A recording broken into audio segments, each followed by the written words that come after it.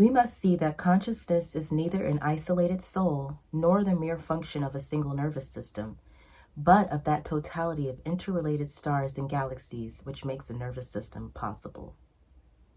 So consciousness is the basic foundation of reality. Everything in existence emanates from pure consciousness. And consciousness can be molded and directed and shaped in any way that we choose. Consciousness can take on the form of anything that we give energy or attention to. If we impose our will upon something, consciousness then takes that form. And when we are born into this world, we are pure, unadulterated consciousness at our core. And as we go through the years, we have outside energy imposed on us from our caregivers and from our environment, and our consciousness starts to take on a certain form, which we then call our identity.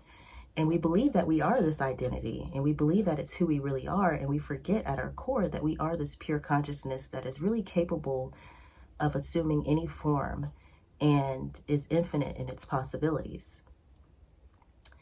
Consciousness can be likened to the analogy of a potter. Let's say a potter takes clay, which can represent pure consciousness, and he imposes his will on the clay until it takes the form of a pot. And this is how we interface with consciousness on a day-to-day basis. When I was young, I took on the identity of someone who was very shy, and I spent a lot of time alone. I was very introverted, and it was not an empowered way of being. I did not walk through the world feeling like I was somebody important. And because of the different forces and the different influences in my environment, this is the identity that I took on as myself. But I do remember at some point I used to just sit with myself in deep reflection, and I would think about the reality of who I am. I would say, is this who I really am? Is this voice that's thinking and speaking who I really am? And I would get almost in like a trance, and I would just ponder and ruminate on this to the point where I would forget my whole identity. I would forget my name. I would forget who I was, or where I was, or why I was there. And I would like sometimes to just go in my room by myself and just kind of play around with this idea. And I would have to like run to my school book bag and pull out my school paper to remind myself of what my name was. And I think in these states that I had tapped into pure consciousness, which has no form, and has no shape, and has no identity. I want to read a quote by David Icke. When you look in the mirror, what do you see? Do you see the real you, or what you have been conditioned to believe is you? The two are so different. One is an infinite consciousness capable of being and creating whatever it chooses. The other is an illusion imprisoned by its own perceived and programmed limitations. So when you're looking to recreate yourself, you have to ask yourself, which way have I been molded and shaped? And realize that at your core, that you're pure consciousness capable of being and doing anything and being anyone that you choose to be. So this is the first step when you're looking to shift your identity and reinvent yourself into more of your ideal person. The reality that we experience is actually an illusion. What happens is we superimpose our thoughts and beliefs on top of reality. And these thoughts and beliefs create sort of a matrix within our minds that then become the lens through which we see the world around us.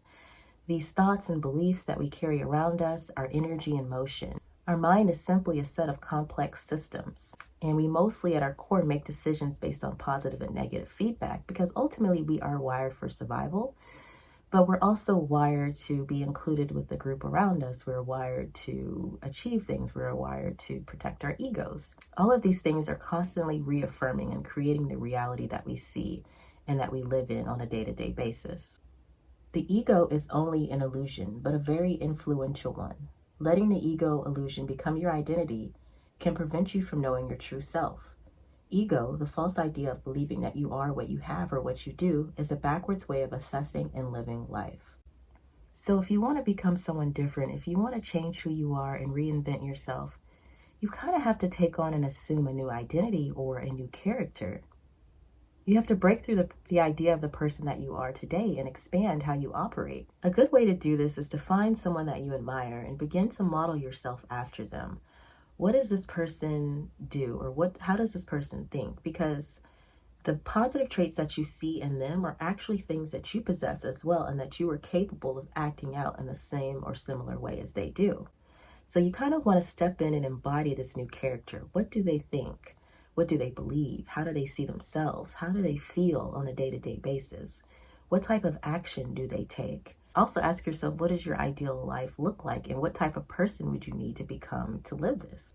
Find your own social dopamine by making progress and reaching your goals and finding things that excite you, and move towards living a life of passion, intention, and purpose. Create a vision for your future, connecting as you grow and learn and solve new problems every day. You can also give your new character a name that you can step into on a daily basis. So if we want to change some aspect of our reality, we have to think, feel, and act in new ways. We have to be different in terms of our responses to experiences. We have to become someone else. We have to create a new state of mind. We need to observe a new outcome with that new mind. Now, changing who you are can be very challenging. It can be uncomfortable as well because you're used to operating and working in a certain way. So you really have to challenge yourself every day to break new paradigms, to break through the limitations of your mind, of who you previously thought you were up until now. Metamorphosis happens when you are able to transcend your past limitations. And that allows you to upgrade your beliefs and your behavior so that they are more in alignment with this new person or this new version of who you are looking to become. David Goggins says you have to be willing to go to war with yourself and create a whole new identity. I want to thank you for tuning into this video today. If you have any comments, please leave them down below. I also want to invite you to join my Facebook group called the Pseudo Sage Community. This is where we all come together and share our ideas and act as a community and to support each other on this journey. And it's a free group to join. And I hope that I see you there. Also check out my website, as I have an email list where I send out lots of information and bits of wisdom that I think will be helpful as well. So thanks again for watching, and I will see you in the next video.